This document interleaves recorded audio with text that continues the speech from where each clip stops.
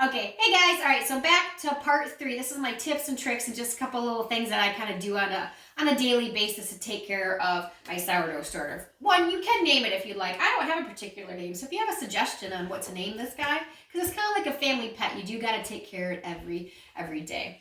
I mean, sometimes you can skip it. I'll get into that.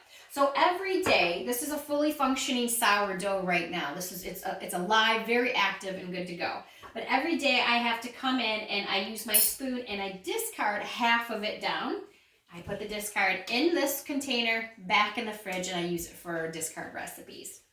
So then I've got it halfway down, but then I need to fill it back up. So I added about a half a cup of flour, either fresh ground or store-bought, or either organic, and I mix a little bit of water in. I think it's a half a cup of flour to a quarter cup of water. I kind of just eyeball it, and that's what I'm going to encourage you to do as well, is to start really paying attention to how things look, how things feel when you're mixing with the dough, to really understand what it needs and how you can create your own recipes, because it's a really fun art form to be in the kitchen and go ahead and just kind of create your own recipes, which I've been really enjoying this past year. So I mix, you leave the half in, I mix it nice and well. It's pretty, it's not watery, it's not lumpy. It's kind of like a really thick pancake batter, and that's probably a good consistency for me. So then I put it back on the counter, I cover it up with my cheesecloth because I still need that wild yeast to get into the flour water mixture to keep feeding it.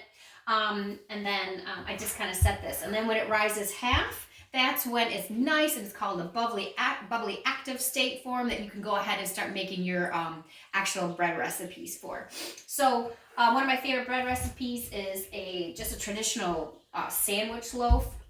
That is a great one to go ahead and start with and work every day.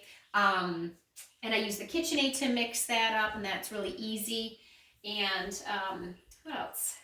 So I just really encourage you to, and when you go to do these recipes, I do really encourage you to just go ahead and do stuff with your hands and stuff like that. It feels really good. Sourdough dough is so soft compared to like just your traditional yeasty bread dough. And it's just really kind of fun to see how things work and how to create different things. There's lots of different things you can make with the sourdough. You can convert any recipe into a sourdough recipe. However, I've never done that personally because there are so many sourdough recipes out there that I don't even have to bother to convert anything. So I make pizza. I make a great honey butter rolls that are delicious. I make, of course, the sandwich loaf. There's an artisan loaf. We do the naan bread, tortillas. There's so many different options that we do that I do on a weekly basis. So I encourage you to go ahead, get in your kitchen, start working with your sourdough, and there you go. So good luck. Thank you.